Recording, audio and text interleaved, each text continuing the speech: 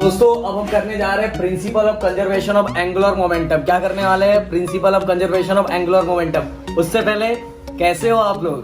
Okay, तो दोस्तों अगर अभी तक आपको पता है इसके बाद हमारा लास्ट वीडियो है और ये लेसन क्या हो जाएगा, कंप्लीट हो जाएगा, पूरी तरह से कंप्लीट हो चुका रहेगा। ये सबसे बड़ा लेसन था अभी तक का, आगे और बड़े बड़े लेसन मिलेंगे, तो पर आपका फर्स्ट 12 का ये सबसे बड़ा लेसन रहा। ओके, तो दोस्तों अभी तक जितना भी हुआ होगा सब अच्छे से कर लो, क्योंकि सब अच्छे से समझ में आना चाहिए, सब अच्छे से, क्योंकि मेरा तो धीरे धीरे पोर्शन खत्म हो जाएगा।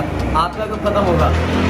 देखो गाड़ी की आवाज आ रही है, इनके पास बुलेट है, ये मैं बता रहे, तो आपको सुनाई दे रहा होगा। तो गाइस सबसे पहले वीडियो को लाइक कर दें, चैनल को सब्सक्राइब कर दें, जितना ज्यादा हो सके उतना शेयर करें, क्योंकि इस चैनल पे सब कुछ मिलेगा आपको। ओके, जो सब कुछ मिलेगा मतलब एजुकेशन से रिलेटेड सब कुछ मिलेगा। ओके, तो दोस्तों जैसे मैंने टॉपिक का नाम बता दिया, टॉपिक का नाम है हमारा principle of conservation of angular momentum.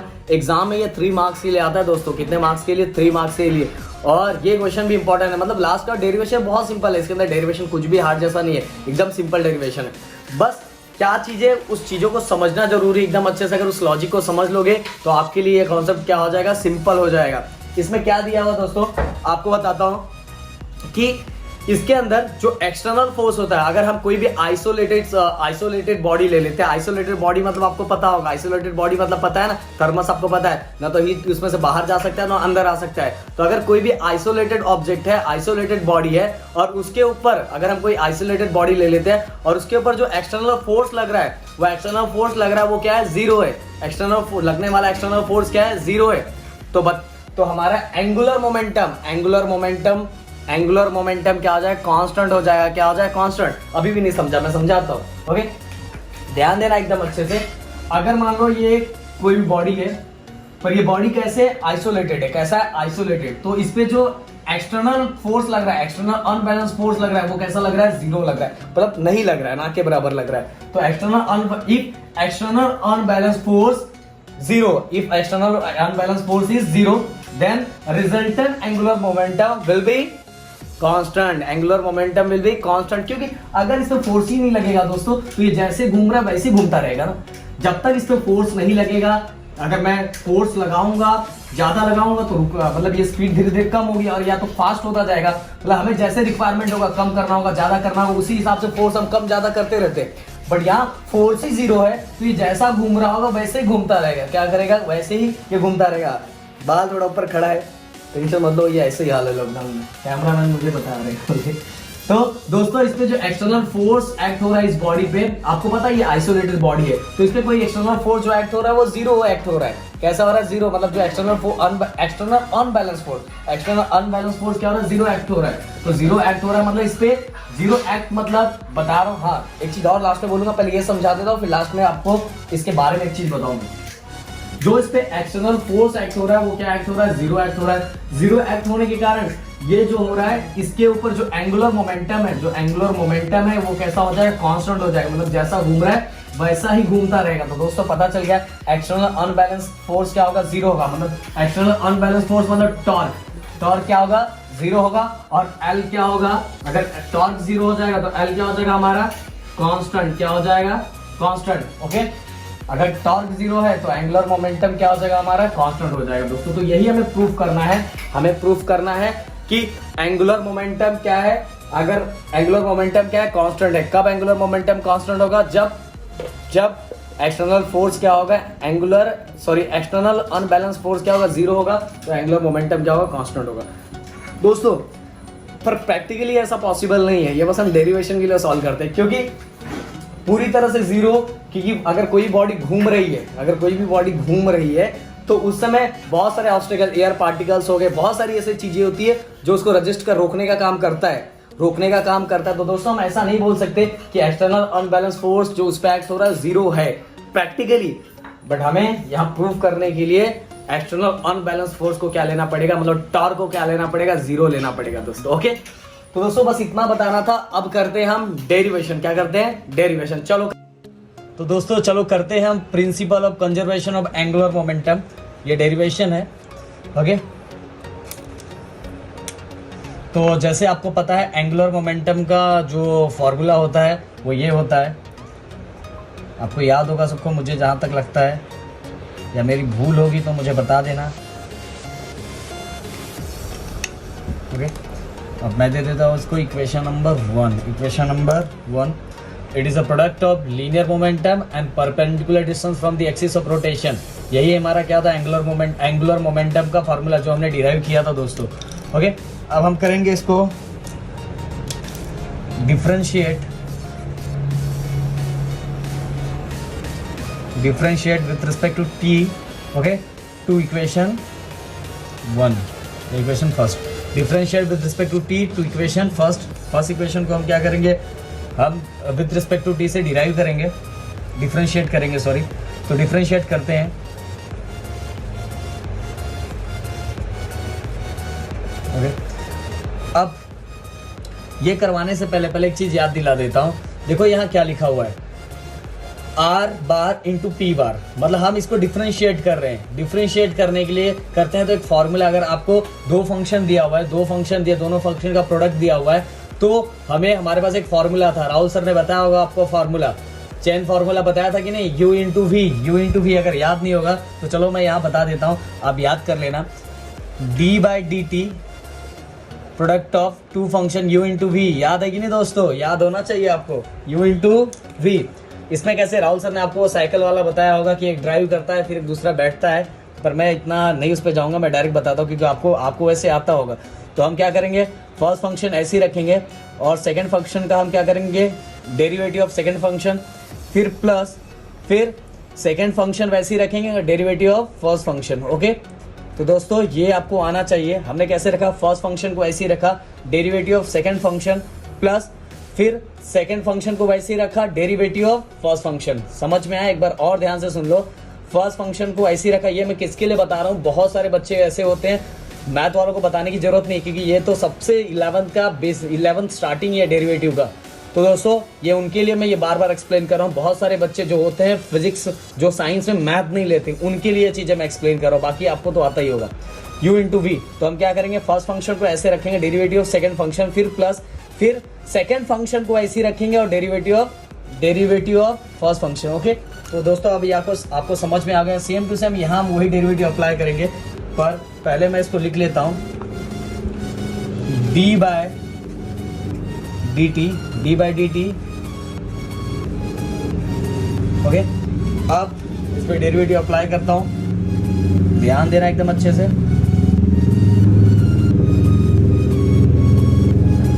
Okay दोस्तों, अब जैसे यहाँ रखा, पहले वाले को ऐसी का ऐसी रखो, पहले फंक्शन को ऐसी रखो। अरे बार क्यों दे रहा हूँ ये भी आपको पता होगा, ये रेडियस वेक्टर है, ये भी वेक्टर क्वांटिटी है और ये भी वेक्टर क्वांटिटी है, तो इस पे ये गलत मत करना, बार देना मत भूलना। तो पहले फंक्शन को मैंने ऐसे ही रखा, अब मैं सेकंड फंक्शन पे क्या अप्लाई कर दूंगा, डेरिवेटिव अप्लाई कर दूंगा, डी बाय डी टी, और किसके ऊपर डी टी मैं लगाऊंगा, ये देखो। ओके, सेकंड फंक्शन पे, अब प्लस, अब मैं सेकंड फंक्शन को वैसे ही रखूंगा दोस्तों, और फर्स्ट फंक्शन पे क्या अप्लाई कर दूंगा, डेरिवेटिव अप्लाई करवा दूंगा। ये सब आपको आता होगा, मुझे ऐसा लगता है कि आपको आता होगा, मुझे लगता है, तो मेरी भूल होगी तो इसके लिए sorry. D by, okay, D L by D T, ये बार देना मत भूलना, बार बता रहा हूँ, ये सब क्या है, वेक्टर क्वांटिटी है। इक्वल, हाँ एक चीज और, इसको भी आप चेंज मत करना, क्योंकि आपको पता है क्रॉस प्रोडक्ट में जो होता है हम किसी भी वैल्यू को चेंज नहीं कर सकते। 11th मैंने बताया था, जैसे ही दिया है वैसे ही लिखना, पी को पहले मत लिखना। ये सब चीजें मैं बता चुका हूँ कि आपने वेक्टर क्वांटिटी आपको स्केलर और वेक्टर 11th में हुआ था, ये क्रॉस प्रोडक्ट है दोस्तों, तो आपको याद होगा। ओके, तो मैं इन चीज़ों पर ज़्यादा नहीं जाता हूँ, बस आप जिसको नहीं वो याद होगा, पर वो ये चीज़ें समझ लेगी, इसको ऐसे का ऐसा ही रखना है, इसमें चेंज नहीं करना है। ओके, अब इस पे कोई इसके ऊपर कोई डेरिवेटिव रखा नहीं है, लगाया नहीं है, तो इसको ऐसे का ऐसे ही लिखेंगे। ओके, अब डेरिवेटिव ऑफ सेकंड फंक्शन को लगाया है, तो अब अगर मैं इसके जगह पे जो लिखने वाला हूँ, अब आप लोग शॉक हो जाओगे, सर ये कैसे लिख दिया, बताता हूँ। ओके, अब ध्यान दो, लीनियर मोमेंटम का फॉर्मूला क्या होता है, m into V. Linear momentum का फॉर्मूला क्या होता है, m इंटू वी। यहाँ विद रिस्पेक्ट टू क्या लगाया हुआ है, टाइम लगाया हुआ है, तो मैं यहाँ टाइम लगा देता हूँ। तो दोस्तों मैं इसको ऐसे लिख सकता हूँ क्या, v by T, change in velocity with respect to time क्या होता है, a होता है। क्या होता है, change in velocity with respect to time क्या होता है, a होता है। क्या होता है, a होता है। अब मास इंटू एक्सेलरेशन क्या होता है दोस्तों? फोर्स होता है। मास इंटू एक्सेलरेशन क्या होता है? फोर्स होता है। ये मैं आपके समझाने के लिए बता रहा हूँ। सब बुक में सब जगह ऐसे लिखा हुआ है, हर जगह ऐसे लिखा हुआ है, बट मैं आपको बता रहा हूँ ये आया कैसे। लीनियर मोमेंटम का फॉर्मूला क्या था? मास into velocity, mass into velocity. यहाँ विद रिस्पेक्ट टू टाइम लिखा तो मैंने टाइम ले लिया, टी ले लिया। अब velocity upon time, velocity upon time, velocity upon time क्या होता है? वेलोसिटी अपॉन टाइम होता है एक्सेलरेशन, और आगे एक m बचा हुआ है, तो मास इंटू एक्सेलरेशन क्या हो जाएगा? हमारा फोर्स। इसीलिए यहाँ फोर्स है। और फोर्स भी कौन सी क्वांटिटी होती है आपको पता है? वेक्टर क्वांटिटी होती है। कौन सी क्वांटिटी? Vector quantity. अब आगे बढ़े, बोलो आगे बढ़ते हैं। अब पी बार को ऐसे ही रखूंगा क्योंकि इस पर डेरिवेटिव अप्लाई किया नहीं है। अब ध्यान दो, आर मतलब यहाँ रेडियस है, मतलब एक तरह से डिस्टेंस है, तो हम इसको ले लेंगे displacement with respect to time. Displacement with respect to time ये हमारा होता है B bar. Displacement with respect to time मतलब वेलोसिटी होता है। क्या होता है? वेलोसिटी। क्या होता है? वेलोसिटी। तो मैंने साहब यहाँ लिख दिया दोस्तों एकदम अच्छे से। आपको एक भी डाउट नहीं आना चाहिए कि छोटी छोटी चीजें मैं बता रहा हूँ। मुझे डाउट तो ये कलर चेंज करने में आ रहा है दोस्तों। इतना तो मैंने लाइफ में सही बोल रहा हूँ, इतना मैंने कपड़े चेंज नहीं किए जितना है मैं कलर आपके लिए चेंज कर रहा हूँ। Okay, are bar into F बार। मैं अपने जब मैं पढ़ता तो मैं इतना कलर नहीं लगाता था जितना मैं आपको करवा के दे रहा हूँ। प्लस अब लीनियर मोमेंटम का जो फॉर्मूला होता है, लीनियर मोमेंटम का फॉर्मूला क्या होता है? एम, आपको याद होगा, अभी बताया हूँ। Okay, M into V, mass into velocity, mass into velocity. अब ये मत बोलना सर इस पे आपने बार क्यों नहीं लगाया है, मैं तो वहीं आके आपको प्रसाद दूंगा, आपको तो ये पता होगा। अब आगे क्या है हमारा? Cross we. ओके, मजाक कर रहा था, सीरियस मत लेना भाई, नहीं तो बोलोगे सर हम प्रसाद देंगे, कैसे देंगे। ओके, अब ये मैं दोनों को ऐसे ब्रैकेट में ले रहा हूँ। ऐसा क्यों ले रहा हूँ आपको आगे समझ में आ जाएगा अपने आप, टेंशन लेने वाली कोई बात नहीं है। इक्वल, और अगर बुरा लगे तो सॉरी। फिर हमारी बात आई आपको मजाक बुरी लगती है, क्यों? मजाक में पढ़ाया जाता हो तो ज़्यादा मजा आता है दोस्तों। ओके, तो दोनों मैंने ऐसे रख लिया। अब एम, दोस्तों आपने ये पढ़ा होगा, कब पढ़ा होगा? 11th स्टैंडर्ड में ही पढ़ा होगा। आई क्रॉस आई इक्वल टू, जब दोनों जो पैरेलल हैं, जे क्रॉस जे पैरेलल है तो 0। फिर आई जे के भी पढ़ा होगा। किस में पढ़ा था? वेक्टर में पढ़ा था कि नहीं? अगर ऐसा रहेगा तो हमारा क्या रहेगा? V bar cross V bar, V bar cross V bar, V घर। अपने को कैमरामैन बोल रहा है ये कलर अच्छा नहीं दिख रहा है, पता नहीं इनको क्यों पसंद नहीं आता। मुझे तो बहुत अच्छा दिख रहा है, बट कैमरामैन को पसंद नहीं आता, तो मैं कलर चेंज कर देता हूँ। ओके, आई बार क्रॉस आई बार, जे बार क्रॉस जे बार, के बार क्रॉस के बार इक्वल टू क्या होता है? 0। तो दोस्तों यहाँ हम लिख देंगे, क्या लिख देंगे? 0। क्या लिख देंगे? 0। ओके, अब यहाँ लिख दो, नहीं तो बाद में आगे जाके हो सकता है आप नोट्स अपने बच्चे के लिए आप बना के रखेंगे तो बच्चा कंफ्यूज हो जाएगा और पूछेगा ये कैसे आया, तो आप इसको डायरेक्ट यहाँ बता सकते हो। Okay, V bar cross V bar equal to 0। अब मेरे हाथ में वही कलर आ रहा है, क्या करूँ? आर बार इंटू एफ बार। अब एम 0, एम इंटू 0 आपको पता होगा क्या होगा? 0 आ जाएगा। तो हमारा direct D L by D T. Okay, D L by D T, D L by D T हमारा क्या आ गया? R bar into F bar, R bar into F bar आ गया। अब दोस्तों अब हम फाइनल पे चलेंगे, एकदम फाइनल पे, और ये जो फाइनल पे जाने वाला हूँ उसके लिए आपको एक चीज पता रहना चाहिए। जो चीज़ बताने वाला हूँ वो चीज़ आपको पता रहना चाहिए, और वैसे आपको पता ही होगा। चलो मैं पहले लिख देता हूँ, फिर मैं आपको उसके ऊपर थोड़ा बहुत समझाऊंगा, मेरे ख्याल से समझ में आ जाएगा। D L by D T, मुझे पता है कैमरामैन ये कलर देख के इनकी एनर्जी खत्म हो गई, बट सॉरी मेरे हाथ से यही कलर उठ रहा है। ओके, टेंस टू 0, मैंने डायरेक्ट यही बता दिया, टेंस टू 0। अब मैं लिखता हूँ इफ चलो ऐसे भी नहीं पता चलेगा तो मैं आपको यहाँ पहले लिख के बता देता हूँ। D by D T, D by D T, D by D T of any. Okay, आपने ये पढ़ा होगा दोस्तों, आपको ये पता होगा कि अगर किसी भी D by D T of constant term क्या होता है? 0 आता है ना। D by D T of any constant term is 0, D by D T of any constant term क्या होता है? 0 होता है। D by D T of any constant term is 0। अब मैं यहाँ लिखता हूँ, ध्यान देना एकदम, यहाँ मैंने पहले लिख दिया, अब मैं यहाँ लिखता हूँ इफ टॉर्क, अब टॉर्क मैंने कैसे लिखा वो आपको पता होगा, मैंने डायरेक्ट लिख दिया R into F. R into F क्या होता है दोस्तों, पता है ना, एफ इंटू आर मैंने बताया था कल ही, अभी हमारा उससे पहले ही हुआ टॉर्क का मैंने पढ़ा दिया। एफ इंटू आर क्या होता है, टॉर्क होता है, इसलिए मैंने टॉर्क लिखा है, डायरेक्ट ही लिख दिया, मैंने आपको बताया नहीं। ओके, तो आर इंटू एफ क्या होता है, टॉर्क होता है, इसलिए मैंने यहाँ टॉर्क लिखा है। आर इंटू एफ क्या होता है, टॉर्क होता है। अब टॉर्क पे मत बोलना कि सर आपने वेक्टर की ये डायरेक्ट ही जीरो होने वाला, भाई तो मैं डायरेक्ट ऐसे लिख के दिखाया हूँ, इसलिए इफ बार मत बोलना कि बार नहीं लगाया, वो तो मैं ऐसे ही डायरेक्ट आपको बता रहा हूँ। If torque equal zero, if torque equal zero then L bar is क्या हो जाएगा, एल बार क्या हो जाएगा हमारा, कांस्टेंट। ओके, अब मैंने क्या बोला, अब मैं क्या, ध्यान दो, D by D T of any constant term, D by D T of any constant term is zero. अब देखो हमारा, मैंने आपको स्टार्टिंग में बताया था कि हम आइसोलेटेड बॉडी, अगर किसी भी आइसोलेटेड बॉडी को ले रहे हैं और उस पर एक्सटर्नल अनबैलेंस फोर्स अगर जीरो है, एक्सटर्नल अनबैलेंस फोर्स जीरो है, तो हमारा जो एंगुलर मोमेंटम रहेगा वो क्या रहेगा, कांस्टेंट रहेगा। इफ, ध्यान देना, इफ एक्सटर्नल अनबैलेंस फोर्स, यहां फोर्स का काम कौन कर रहा है, टॉर्क काम कर रहा है ना, हम रोटेशनल मोशन की बात कर रहे हैं, ध्यान दो, हम किसकी बात कर रहे हैं, रोटेशनल मोशन की बात कर रहे हैं। If external unbalance force act on any isolated body then linear momentum, then angular momentum is constant.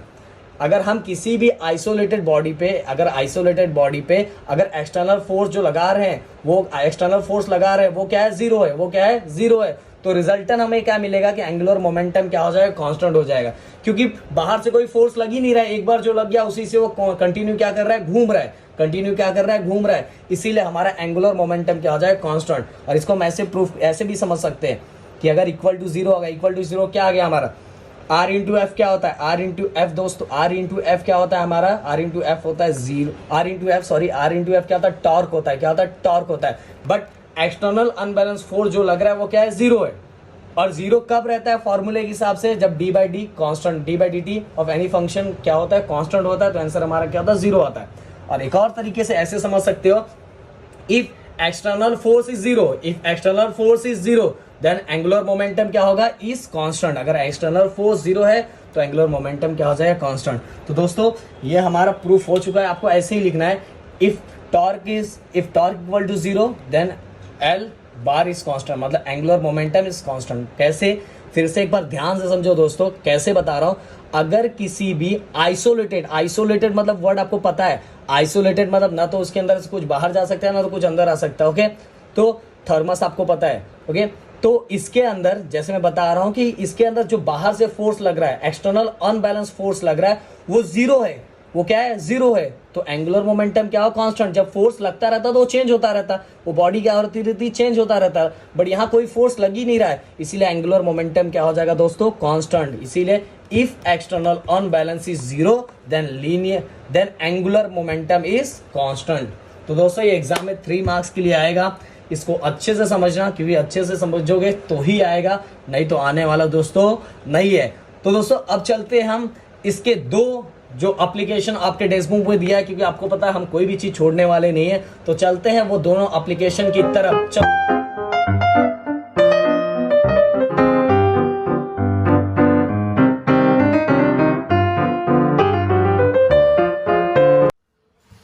Okay, तो मजा आया क्या वीडियो देख के?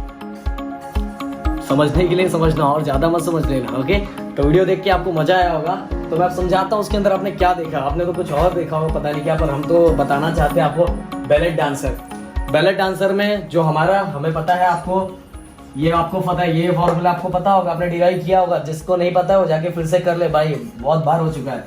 L equal to I omega, ये प्रूफ किया था कि नहीं, हमने किया था ना proof, L equal to I omega. L मतलब क्या होता है हमारा, एंगुलर मोमेंटम, I मतलब मोमेंटम इनर्शिया, और ओमेगा मतलब क्या होता है, ओमेगा मतलब एंगुलर वेलोसिटी। क्या होता है, एंगुलर वेलोसिटी। तो दोस्तों अब इसके अंदर मैं बता रहा हूं, आप बैलेट डांसर को आपने देखा, चलो मैं इसको ऐसे भी कर देता हूं, I 2πn कर सकता हूं ऐसे, 2πn। अब इसके अंदर क्या था कि आपने देखा है कि जब कोई नहीं, चलो पापा आ रहे तो सामान उठा के लेके जा रहे थे, गिर गया। तो angular momentum equal to moment of inertia और एंगुलर वेलोसिटी को हमने रिप्लेस कर दिया, किससे रिप्लेस कर दिया, 2πn से। किससे रिप्लेस कर दिया, 2πn से। अब उसके अंदर आपने देखा होगा, आप तो डांस देख के आ रहे हो, पर मैं उसके पीछे का फिजिक्स समझाता हूँ आपको। आपने देखा होगा जब भी बैले डांसर अपने पैर और हाथ को एक्सटेंड करते हैं, ओके, स्ट्रेच करते हैं, पैर और हाथ को दोनों को स्ट्रेच करते हैं, इसका मतलब ये होता है उस टाइम क्या होता है, मोमेंट ऑफ इनर्शिया क्या होता है, इंक्रीज हो जाता है। मोमेंट ऑफ इनर्शिया क्या हो जाता है दोस्तों, इंक्रीज हो जाता है। ध्यान रखना, जब भी अपने पैर और हाथ को स्ट्रेच करते हैं तो सेंटर से डिस्टेंस बढ़ जाता है, जिसके कारण मोमेंट ऑफ इनर्शिया क्या हो जाता है, इंक्रीज हो जाता है। और ऐसे टाइम जब मोमेंट ऑफ इनर्शिया इंक्रीज होता है और ऐसे टाइम हमारा एंड फ्रीक्वेंसी क्या होता है, कम हो जाता है। आपको पता है डिस्टेंस बढ़ गया तो फ्रीक्वेंसी क्या हो जाएगा, कम हो जाएगा। और फ्रीक्वेंसी कम हो गया मतलब कोण और कम हो गया, एंगुलर वेलोसिटी भी कम हो जाता है। दोस्तों एकदम ध्यान से समझो, उन्होंने अपने पैर और हाथ दोनों को स्ट्रेच कर लिया। बहुत लोग ये टॉपिक एक्सप्लेन नहीं करेंगे, बोले इसको पढ़ लो, बट मैं समझा रहा हूँ। पैर और हाथों को दोनों को स्ट्रेच कर लिया। अब स्ट्रेच कर लिया तो आपको पता है कि डिस्टेंस ज्यादा बढ़ गया। डिस्टेंस ज्यादा बढ़ने से आई की वैल्यू तो ज्यादा आएगी, आई की वैल्यू मतलब मोमेंट ऑफ इनर्शिया ज्यादा आएगा, पर मोमेंट ऑफ इनर्शिया ज्यादा आएगा, बट जगह ज्यादा होने से जो फ्रीक्वेंसी हो जाएगा वो क्या हो जाएगा, कम हो जाएगा। ये चीजें मैंने बताई थी आपको, जगह ज्यादा हो जाने से फ्रीक्वेंसी क्या हो जाएगा, कम हो जाएगा। और फ्रीक्वेंसी कम होगा मतलब क्या कम होगा, एंगुलर वेलोसिटी भी कम हो जाएगा। एंगुलर वेलोसिटी भी क्या हो जाएगा, कम हो जाएगा दोस्तों। मतलब when moment of inertia increases, जब मोमेंट ऑफ इनर्शिया इंक्रीज होता है, जब मोमेंट ऑफ इनर्शिया इंक्रीज होता है उस टाइम एंगुलर वेलोसिटी क्या हो जाता है, डिक्रीज हो जाता है। उस समय एंगुलर वेलोसिटी क्या हो जाता है, डिक्रीज हो। और कब होगा मोमेंट ऑफ इनर्शिया इंक्रीज, कब होगा, जब वो दोनों अपने हाथ और पैर स्ट्रेच करते हैं। तो क्या होता है, मैं करके दिखा नहीं सकता, वैसे बहुत अच्छा मैं डांस करता हूँ, बेली डांसिंग भी मुझे, बेली डांसर भी मुझे आता है, बट मैं करके दिखा नहीं सकता हूँ, सॉरी, क्योंकि अभी मैं टीचर हूँ, कोरियोग्राफर नहीं हूँ इस टाइम में। तो मोमेंट ऑफ इनर्शिया, जब मोमेंट ऑफ इनर्शिया इंक्रीज होता है तो उस समय एंगुलर वेलोसिटी क्या होता है, डिक्रीज हो जाता है। कैसे हो जाता है मैं बता देता हूँ। और इससे फायदा क्या होता है दोस्तों कि मान लो अगर मान लो स्लिप होने वाले तो क्या करेंगे, अपनी स्पीड को कम कर लेंगे। स्पीड को कम करेंगे मतलब कैसे करेंगे, पैर को और हाथ को आगे बढ़ा देंगे, पैर को स्ट्रेच कर देंगे और हाथों को स्ट्रेच कर देंगे। पैर और हाथों को स्ट्रेच करने का मोमेंट ऑफ इनर्शिया बढ़ जाएगा और एंगुलर वेलोसिटी क्या हो जाएगा, कम हो जाएगा। एंगुलर वेलोसिटी कम होने से क्या हो जाएगा, एंगुलर वेलोसिटी कम हो जाने से क्या होगा कि उनका स्पीड क्या हो जाएगा, कम हो जाएगा। स्पीड कम हो जाने से वो स्लिप होने से क्या हो जाएंगे दोस्तों, बच जाएंगे। क्योंकि आपको पता है कि ये हमें प्रूव करना है, एंगुलर मोमेंटम क्या है, कांस्टेंट होता है। सही बात है, एक बढ़ता है एक कम होता है, तो दोनों एक दूसरे को बैलेंस करके ये कांस्टेंट बना रहता है। क्योंकि एक बार वो मतलब जो उन्हें डांस की जो स्पीड लेनी है, अगर वो एक बार स्पीड ले लेते हैं, उसी स्पीड से वो क्या करते हैं, घूमते रहते हैं। इसीलिए एंगुलर मोमेंटम एक टाइम क्या हो जाता है, कांस्टेंट हो जाता है दोस्तों। तो बस यहाँ पर समझना क्या है, when I increase then omega decrease, when omega decrease, omega, अच्छा बताओ ओमेगा इंक्रीज कब होगा, ओमेगा इंक्रीज कब होगा, जब वो दोनों पैरों और हाथों को अंदर ले लेंगे, उस समय मोमेंट ऑफ इनर्शिया क्या हो जाएगा, कम हो जाएगा। मोमेंट ऑफ इनर्शिया कम हो जाएगा तो एन क्या हो जाएगा, रेवोल्यूशन ज्यादा, मतलब ज्यादा घूम सकते हैं, ज्यादा फ्रीक्वेंसी, जगह छोटा हो जाता है तो ज्यादा घूम सकते हैं, और ज्यादा घूम सकते हैं मतलब स्पीड क्या हो जाएगी उनकी, बढ़ जाएगी। स्पीड क्या हो जाएगी, बढ़ जाएगी। तो दोस्तों जब आई बढ़ेगा तो ओमेगा क्या हो जाएगा, स्पीड क्या हो जाएगा, कम हो जाएगा। और जब ओमेगा बढ़ेगा, ओमेगा कब बढ़ेगा, जब दोनों पैरों को पहले स्ट्रेच किया, अब दोनों को क्लोज कर लेंगे, दोनों को ऐसे क्लोज कर लेंगे। क्लोज करने के बाद ओमेगा क्या हो जाएगा, ओमेगा बढ़ जाएगा और आई क्या हो जाएगा, कम हो जाएगा। क्योंकि उन्होंने अब सेंटर के पास आ गया ना, तो आई क्या हो जाएगा, कम हो जाएगा, और ओमेगा क्या हो जाएगा दोस्तों, बढ़ जाएगा। तो ऐसे वो स्पीड कम ज्यादा अपना करते रहते हैं। ओके, याद रखना अच्छे से, बहुत अच्छे समझिए। ये एप्लीकेशन है, यूजर्स है, किसका एग्जाम्पल है, सॉरी किसका एग्जाम्पल, अभी जो हमने किया laws of conservation of angular momentum का जो हमने डेरिवेशन किया। अब जो दूसरा हमें स्विमिंग पूल में जब डाई मारते हैं, आपने देखा ना ऊपर से डाई मारते हैं, तो उसके पहले चलो डाई मार के आते हैं थोड़ा।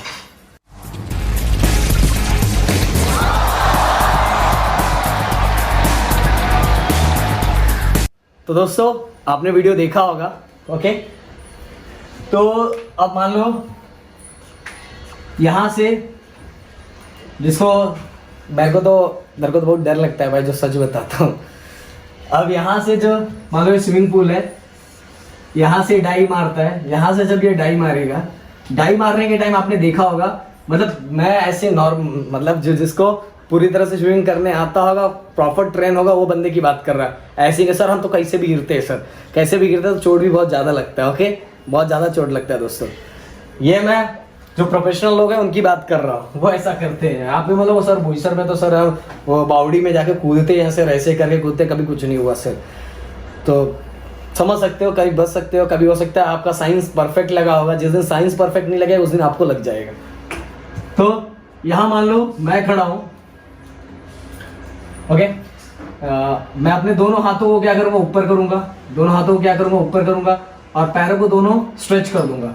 इसका मतलब दोनों पैरों और हाथों को मैंने स्ट्रेच किया मतलब मोमेंटम इनर्शिया को मैंने क्या कर दिया, इंक्रीज कर दिया, क्योंकि सेंटर से डिस्टेंस बढ़ गया, और डिस्टेंस बढ़ जाने पे आपको पता है मोमेंटम इनर्शिया क्या हो जाए, ज़्यादा हो जाए। मतलब मैंने दोनों पैरों और हाथों को स्ट्रेच किया, जिसके कारण मोमेंटम इनर्शिया क्या हो जाएगा, इंक्रीज हो गया। और जहां मोमेंटम इनर्शिया इंक्रीज होगा वहां आपका एंगुलर वेलोसिटी मतलब ओमेगा क्या हो जाएगा, कम हो जाएगा। मतलब स्पीड, अभी तो स्पीड है ही नहीं क्योंकि रुका हुआ है, बट हाथ ऊपर करने से और पैर स्ट्रेच कर देने से मोमेंटम इनर्शिया क्या हो गया, इंक्रीज हो गया। अब मान लो इसने जंप मार दिया, अब इसने क्या मारा, जंप मारा है दोस्तों।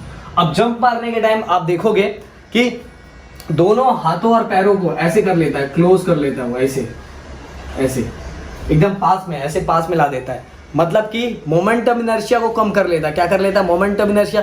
अब क्लोज आ गया तो इसके कारण मोमेंटम इनर्शिया यहाँ क्या कर लेता है, डिक्रीज कर देता है। दोनों पैरों और हाथों को क्लोज कर लेता है, जिसके कारण मोमेंटम इनर्शिया क्या हो जाता है, डिक्रीज हो जाता है।